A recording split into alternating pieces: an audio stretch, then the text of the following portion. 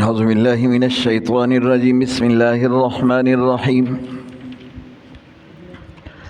وأنفقوا في سبيل الله ولا تلقوا بأيديكم إلى التهلكة وأحسنوا إن الله يحب المحسنين.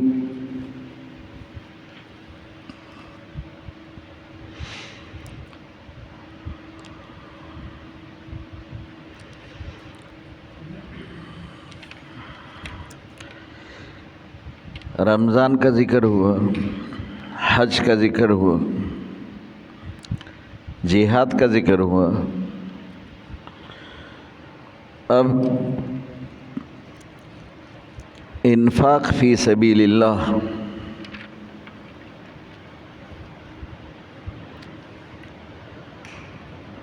اللہ کے راستے میں خرچ کرنے کا ذکر.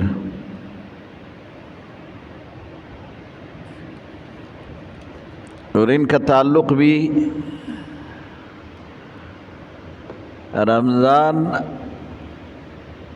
اور قتال دونوں سے ہے. جہاد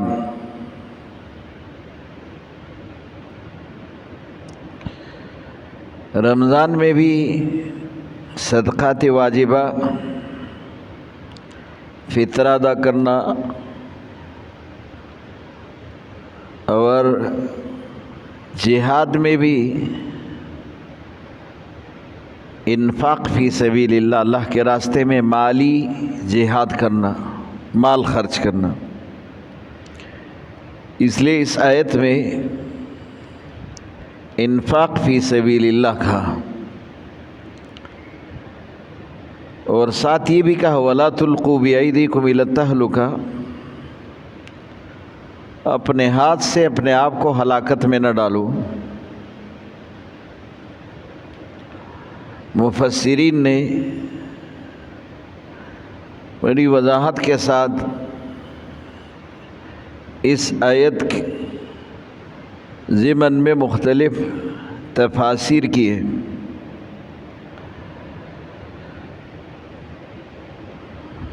خود ابو ایوب انصاری رضی اللہ عنہ، وہ صحابی ہے جو کہ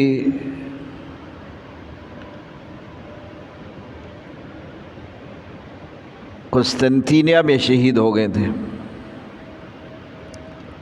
اور ان کی لاش کو بھی وہیں پر دفن کیا گیا تھا. یہ خود انہوں نے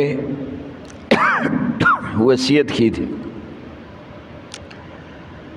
ابو ایوب انصاری رضی اللہ عنہ فرماتے یہ آیت ہمارے اوپر اللہ پاک نے نازل فرمایا، ہمارے بارے میں اللہ نے نازل فرمایا.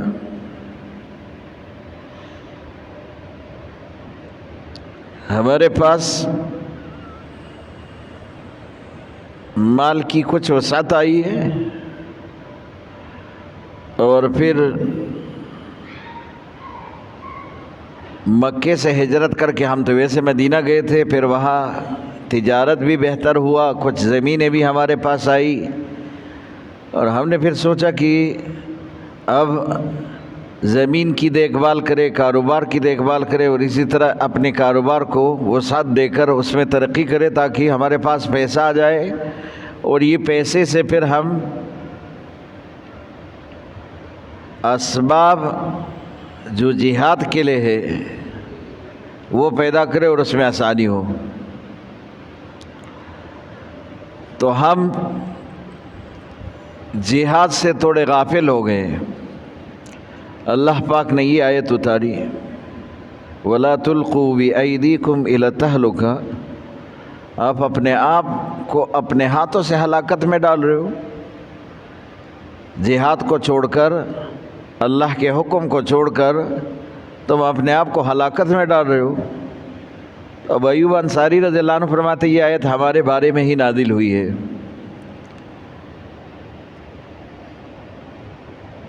اس آیت میں دو جملے خاص طور پر، ایک یہ کہ وَلَا تُلْقُوا بِأَيْدِيكُمْ إِلَى التَّهْلُكَةِ، اپنے آپ کو اپنے ہاتھ سے ہلاکت میں نہ ڈالو. اگرچہ ابو ایوب انصاری رضی اللہ عنہ فرماتے ہمارے بارے میں نازل ہوئے، لیکن حکم عام ہے اس کا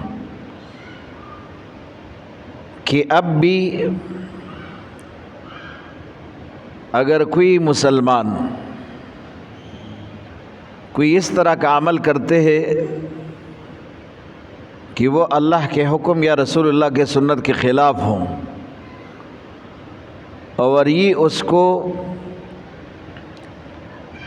عقائد شمار کرتے ہیں، تو یہ ایسا ہے جیسے اپنے آپ کو خود اپنے ہاتھ سے ہلاکت میں ڈالتے ہیں۔ اور بعض لوگ ایسے ہوتے، ہمارے ساتھ ایک آدمی تشکیل میں تبلیغ میں گیا تھا اور بیمار ہو گئے تھے، ہم اس کو گولی دے رہے تھے، کہہ رہے میں تو گولی نہیں کھاتا، یہ تو ہم لوگوں نے بنایا اور میں تو اس میں شفا کا تصور ہی نہیں کرتا کہ اس میں کوئی مجھے صحت ملے اور شفا ملے۔ ہم نے کہا علاج تو سنت ہے، اور تم علاج نہ کرو گے اور اس حال میں مرو گے تو وَلَا تُلْقُوا بِأَيْدِيكُمْ إِلَى التَّهْلُكَةِ، قرآن کا تو یہی حکم ہے کہ اپنے ہاتھ سے اپنے آپ کو ہلاکت میں نہ ڈالو۔ اور یہ جو تم کہتے ہو کہ تقدیر میں جو لکھا ہے وہی ہوگا، تو یہ لفظ ہی آپ کا غلط ہے۔ تقدیر کے بارے میں اگر آپ یہ سوچتے ہو تو یہ غلط ہے۔ اب اگر اسرار بھائی چوتھے منزل سے چھلانگ لگائے کہ تقدیر میں جو لکھے وہی ملے گا، اس کے علاوہ کچھ نہیں ملے گا، اور میں تو اس چیز کو مانتا ہی نہیں ہے کہ نیچے اس چھلانگ میں مجھے کوئی نقصان ہوگا، ظاہر ہے کہ اسباب تو ہے، اور یہ انسان کو اللہ نے عقل بھی دیا، اور یہ خود ہی دیکھ رہے کہ اتنے بلندی سے اگر میں نیچے آؤں گا تو اور کچھ نہیں ہوگا تو ہاتھ پیر تو ٹوٹ جائیں گے۔ یہ تو انسان کو عقل اللہ نے دیا ہے۔ وَلَا تُلْقُوا بِأَيْدِيكُمْ إِلَى التَّهْلُكَةِ کا معنی یہ کہ اگر یہ چھلانگ لگائے نیچے نقصان ہو گیا تو یہ خود ہی اپنے آپ کا ذمہ دار ہے، یہ خود اپنے ہاتھوں سے اپنے آپ کو اسی طرح ہلاک کرنے والے ہوں گے۔ ایک آدمی نشاور چیز استعمال کر رہے ہیں اور اس سے اس کے صحت کا نقصان ہو رہے ہے، تو یہ بھی ایسا ہے وَلَا تُلْقُوا بِأَيْدِيكُمْ إِلَى التَّهْلُكَةِ، اپنے ہاتھ سے اپنے آپ کو خود ہلاکت میں ڈال رہے ہیں۔ تو حکم عام ہے اس کا کہ اگر کوئی بھی انسان اسی طرح کا کوئی معاملہ کرتے اور وہ اس کو تقدیر سے جوڑتا ہے اور وہ یہ جوڑتے ہیں عقائد کے ساتھ، تو یہ غلط ہے، یہ معاملہ غلط ہے۔ اسباب بھی ہے دنیا میں، اور اللہ پاک نے اسباب اختیار کرنے کا، ہم کہتے ہیں اسباب پر ایمان رکھنا یہ بھی کفر ہے، لیکن بالکل اسباب کا انکار کرنا یہ بھی کفر ہے، کیونکہ ہم تو دار الاسباب ہے دنیا، یہاں رہتے تو یہ چیزیں ہمارے لیے ضروری ہے۔ یہ جو کہتے ہیں کہ آپ دین کے سفر پہ جاؤ، تبلیغ میں جاؤ، تو اس کے لیے بھی علماء کہتے ہیں کہ عمل یہ ہے کہ پہلے اسباب اختیار کرو، گھر والوں کا خرچہ پورا کرو تاکہ گھر والے پریشانی میں نہ ہو، پھر اگر اس سے اضافی رقم آپ کے پاس ہو تو اس رقم سے آپ اپنا وقت لگاؤ، چلے کے لیے 4 مہینے کے لیے جاؤ، یہ اضافی رقم سے پھر آپ گھر والوں کو بھی پریشان نہیں کریں گے۔ اگر آپ یہ کریں کہ چلو گھر والوں کو تو اللہ ہی نے پیدا کیا، رزق تو اللہ ہی دیتا ہے، تو میں تو اس کا نہیں ذمہ دار، میں تو جا رہا ہوں، گھر والے جانے اور اس کا کام جانے، یہ بھی غلط ہے۔ گھر والے اگر حرام میں مبتلا ہو گئے، اگر کوئی اور معاملہ ان کے ساتھ ہوا تو تم اس کے ذمہ دار ہو۔ وَلَا تُلْقُوا بِأَيْدِيكُمْ إِلَى التَّهْلُكَةِ میں وہ تمام چیزیں کہ تم صرف اپنے آپ کو خود اپنے ہاتھوں سے ہلاکت میں نہ ڈالو، بلکہ وہ کام کرو جس کا تمہیں اللہ کی طرف سے حکم ہو۔ معنی یہ کہ اسباب کو اختیار کرو، پھر اس کے بعد جاؤ جو اسباب ہے اس کو اختیار کرو۔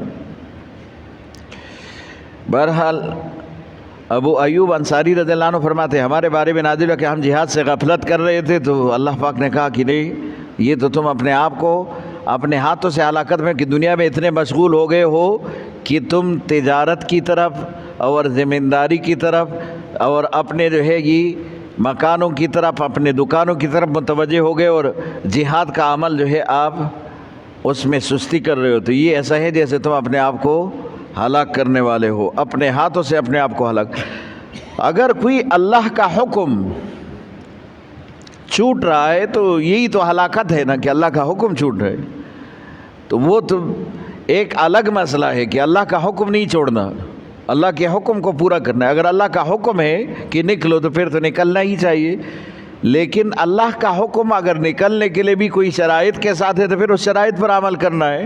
یہ نہیں ہے کہ پھر ایسے توکل کرو کہ وہ سب چیزیں چھوڑ دو. اگر کوئی آدمی ایسا توکل کرے کہ وقار بھائی کہے کہ مجھے کیا ضرورت, وما من دابۃ فی الارض الا علی اللہ رزقها, زمین میں کوئی زندہ چیز ایسی نہیں جس کو رزق اللہ نے دے دو, مجھے بھی تو اللہ دے گا, میں تو وہ تو اللہ پاک نے ہر حیوان کے لیے رزق مقرر کیا, میں تو پھر بھی انسان ہوں. اب میں جو ہے کیوں رزق کی تلاش میں باہر جاؤ, آ کے مسجد میں بیٹھ جائے اور کوئی کام نہ کرے, کوئی کام نہ کرے.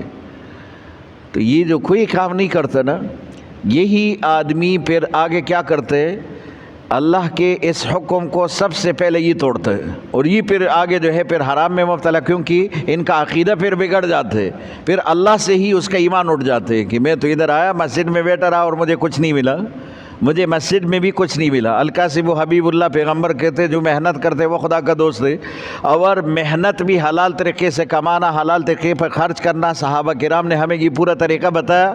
تو اگر وہ چیزیں چھوڑ کر آپ صرف جو ہے مسجد میں آ کر بیٹھ جائے کہ محنت کی ضرورت ہی نہیں, اللہ نے جو لکھا ہے وہی ہوگا, تو اللہ نے جو لکھا ہے پھر تو اللہ نے تمہارے لیے یہی لکھا کہ تم یہاں بھوک اور پیاس میں ایسے مر جاؤ.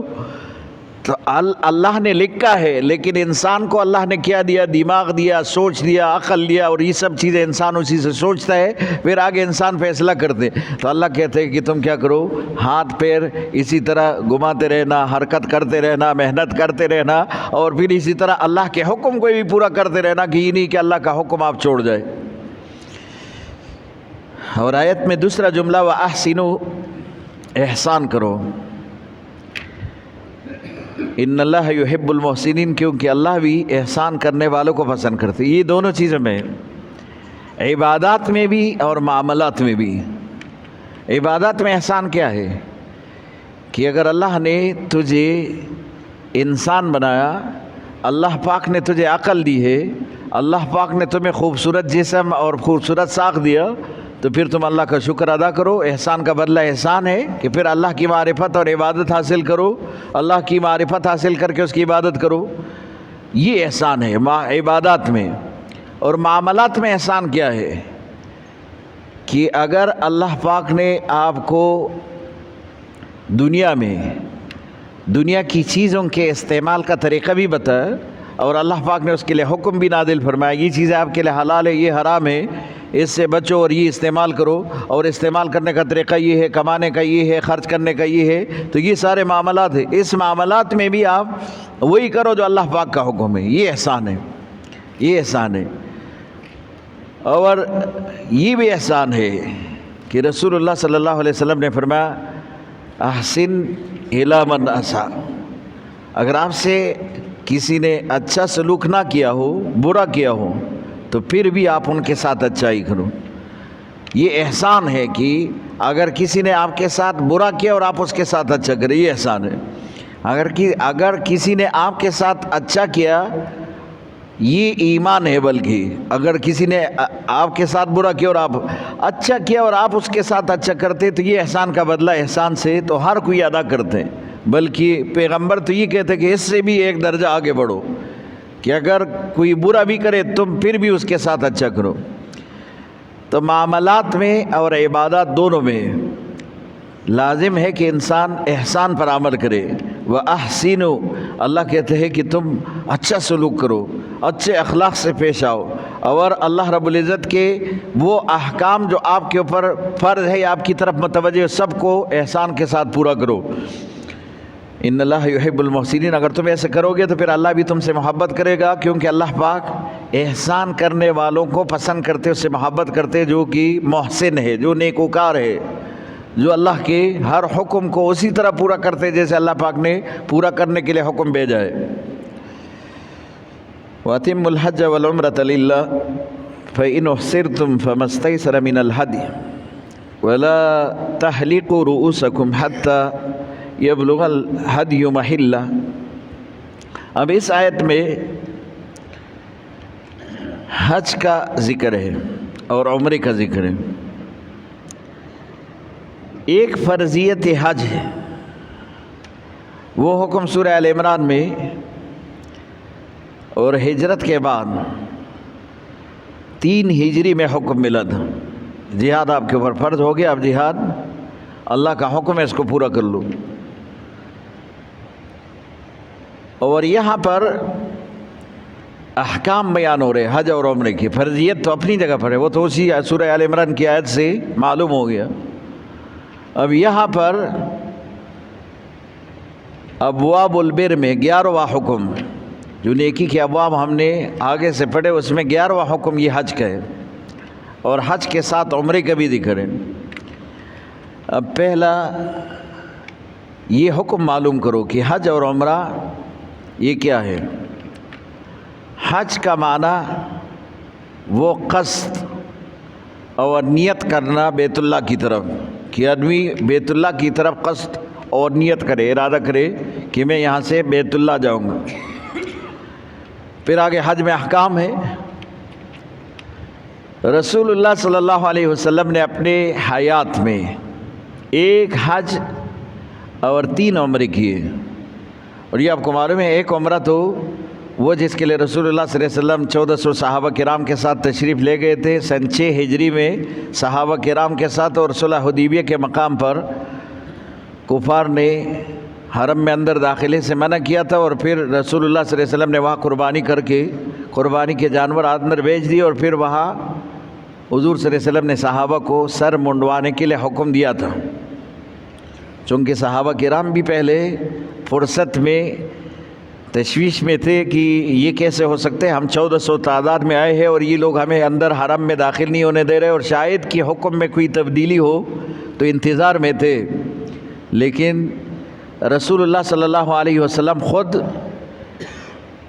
ایک پریشانی کے عالم میں تھے. 1400 صحابہ کرام کا مزاج ہے سب کو جو ہے وہ اسی پر قائل کرنا سب کو، کیونکہ بہادر صحابہ کرام ہیں، حضور صلی اللہ علیہ وسلم پر اپنے آپ کو قربان کرنے والے، ایک حکم پر مر مٹنے والے، اور اتنا بڑا مجمع ہے. تو حضور صلی اللہ علیہ وسلم تھوڑے پریشان ہو گئے کہ صحابہ کو ایک بار حضور نے کہا کہ سر منڈواؤ، پھر دوسرے بار رسول اللہ نے پھر کہا. اب رسول اللہ صلی اللہ علیہ وسلم کے ساتھ ان کی اہلیہ محترمہ حضور صلی اللہ علیہ وسلم کے ساتھ امہات المؤمنین میں سے ایک حضور صلی اللہ علیہ وسلم کی بیوی موجود تھی، ام سلمہ رضی اللہ عنہ. اب حضور صلی اللہ علیہ وسلم ام سلمہ کو کہہ رہے کہ صحابہ کرام کو تو سر منڈوانے کے لیے کہا، لیکن ابھی تک جو ہے اس حکم پر عمل نہیں کیا. ام سلمہ رضی اللہ عنہ نے کیا عجیب جملہ کہا کہ صحابہ کرام اس وقت حالت غم میں ہے کہ اتنی بڑی تعداد میں آئے ہیں اور یہ کفار اس کو حرم میں داخلہ نہیں دے رہے، اور پھر آپ ہی کے حکم کے منتظر ہے، شاید کوئی دوسرا حکم آ جائے. تو اس حالت غم کی وجہ سے شاید آپ کے حکم کو انہوں نے صحیح طرح سنا ہی نہیں، اس لیے صحابہ کرام نے اس پر عمل نہ کیا ہو. یا رسول اللہ اگر آپ خود اپنے بال منڈوائے تو صحابہ آپ کو دیکھ کر کبھی بھی آپ کی نافرمانی نہیں کر سکتے، سب کے سب سر منڈوائیں گے، سب بال جو ہے منڈوائیں گے. اب رسول اللہ صلی اللہ علیہ وسلم نے خود اپنے بال منڈوائے، اور جیسے رسول اللہ باہر آئے صحابہ کرام نے رسول اللہ کو دیکھا تو وہ تو مر مٹنے والے، سنت پر جان دینے والے تھے. تو صحابہ کرام نے سب کے سب اپنے بال منڈوانے گئے، اور سب جو ہے بیٹھ گئے کہ اپنے بال ہی منڈوانے لگے. حالانکہ حضور صلی اللہ علیہ وسلم سے پہلے جب نکلے تھے تو حضور صلی اللہ علیہ وسلم نے ایک بار کہا رحم اللہ المحلقین، اللہ جو بال منڈواتے ہیں اس پر رحم فرمائے. تو صحابہ نے کہا یا رسول اللہ، اگر کوئی اپنے بال کترواتے ہیں منڈواتے نہیں ہیں تو اس کے لیے حکم. تو رسول اللہ صلی اللہ علیہ وسلم نے پھر کہا رحم اللہ المحلقین، جو بال منڈواتے ہیں اس پر اللہ رحم کرے، جو اس طرح لگاتے ہیں اس کے لیے اللہ کی رحم. تو پھر صحابہ کرام بھی تھے ایسے حریص تھے کہ سر وہ تو بال لمبے رکھتے تھے، رسول اللہ صلی اللہ علیہ وسلم اپنی زندگی میں پورا زندگی بال لمبے رکھتے تھے. تو اگر کتروانے والے عمرے میں تو یہ اجازت ہے کہ اگر آدمی جو ہے اسی طرح اپنے بال میں سے کچھ حصہ کاٹ دے. تو تیسری بار رسول اللہ نے کہا تھا کہ مقصرین رحم اللہ المقصرین، جو کتروانے والے ہیں اس پر بھی اللہ رحم فرمائے. بہرحال پھر صحابہ کرام نے سر منڈوائے. یہ وہ موقع تھا جو رسول اللہ صلی اللہ علیہ وسلم عمرے کے لیے گئے تھے، لیکن عمرہ صحابہ کرام کو نصیب نہیں ہوا اور پھر وہاں سے واپس آئے تھے، لیکن قربانی وہاں کی تھی. اور یہ حکم ہے حالت احرام میں اگر آپ نے حدود کراس کیے تو عمرہ احرام باندھنے سے واجب ہو جاتے. ویسے تو عمرہ سنت ہے, ویسے یہاں آپ بیٹھے ہو تو آپ کے لیے عمرہ سنت ہے, نفل ہے, آپ کرے تو ثواب, نہیں کرے تو آپ کے اوپر کوئی گناہ نہیں. لیکن اگر آپ نے احرام باندھا, عمرے کا نیت کیا اور آپ حدود حرم میں وہاں آپ نے میقات کو کراس کر دے, پھر تو آپ کے اوپر واجب ہو گیا. اب اگر کوئی رکاوٹ آیا تو پھر یہ عمرہ قضا کرنا آپ پر لازم ہے, یہ قضا کرنا لازم ہے. اور یہ احرام بھی آپ نہیں اتار سکتے جب تک کہ آپ اس احرام کا یہ قربانی کر کے اپنے آپ کو حلال نہ کر دیں. تو احرام کیسے اتاریں گے؟ تو اس کے لیے قربانی ہے کہ اس کے لیے قربانی کریں. اور یہ قربانی کیسے؟ اونٹ, بیل اور یا گائے, اور صحابہ کرام کہتے ہیں کہ بکری سے بھی یہ قربانی جائز ہو جائے گی, بکری سے بھی. ایک صحابی کہتے کہ میں خود بھی ایک عمرے میں تھا رسول اللہ صلی اللہ علیہ وسلم کے ساتھ, اور حالت احرام اس کے دن زیادہ ہو گئے تھے, کیونکہ حج کے لیے جو احرام باندھتے اس میں کافی دن ہوتے, جو حج اور عمرہ دونوں ایک ساتھ کرتے, حج قران, تو اس میں کافی وقت لگتا ہے. اور پھر محرم اپنے احرام کو نہیں اتار سکتے جب تک کہ حج احکام حج پورا نہ ہو. تو وہ کہتے ہیں کہ میرے سر میں بال لمبے تھے, اور اس زمانے میں پانی کی بھی قلت, اور نہانا بھی جو ہے وہ جلدی نہیں ہوتا, تو سر میں جوئے ہو گئے, پسینہ آتا تھا اور پھر جو ہے اس سے جوئے بن گئے. تو یہاں تک کہ میرے چہرے پر جو ہے وہ جوئے نمودار ہوئے. اب رسول اللہ صلی اللہ علیہ وسلم کو میں نے خود شکایت کیا, رسول اللہ یہ حالت دیکھو میرا, اب احرام ہے, میں کیا کروں؟ تو رسول اللہ صلی اللہ علیہ وسلم نے فرمایا کہ میں تو یہ سوچ بھی نہیں سکتا کہ تیرے ساتھ یہ بھی حال ہو سکتا ہے کہ تیرے بالوں میں اتنے جوئے ہو کہ چہرے پر آ سکتے. جاؤ قربانی کر کے حلال ہو جاؤ, یہ قربانی کرو, پھر جو ہے اپنا احرام کھولو.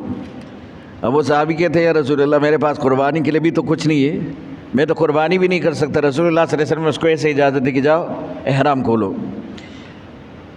لیکن قربانی کی رسول اللہ صلی اللہ علیہ وسلم نے اس وقت ان کو یہ کہا تھا جا بکرا ذبح کرو, بکرا ذبح کرو, ایک بکرا ذبح کرو, قربانی کرو. تو بکرے کی قربانی سے بھی حلال ہوگا آدمی.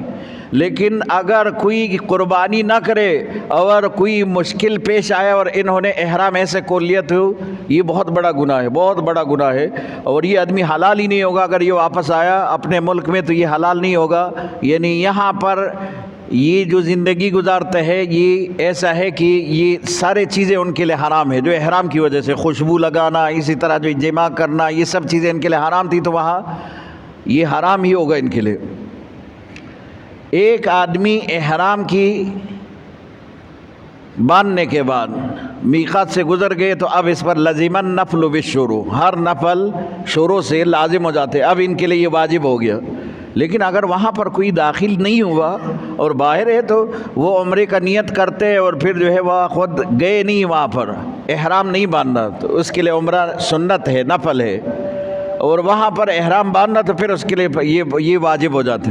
تو رسول اللہ صلی اللہ علیہ وسلم نے پہلا عمرہ یہ 6 ہجری میں جس کے لیے تشریف لے گئے تھے لیکن نصیب نہیں ہوا تھا, دوسرا عمرہ سن 7 ہجری میں رسول اللہ صلی اللہ علیہ وسلم نے قضا عمرے کے لیے تشریف لے گئے تھے, وہی عمرہ جو کہ پچھلے سال کا تھا اس کو قضا کیا تھا.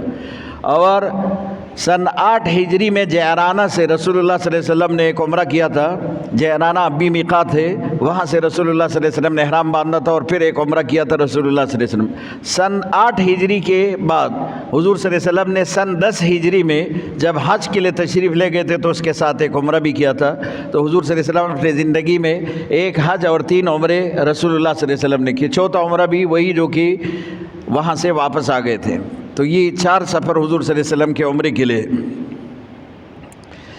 اب ایک آدمی صرف عمرے کی نیت سے جاتے ہیں اور پھر وہاں حج کی نیت کرتے ہیں, یہ ایک الگ مسئلہ ہے.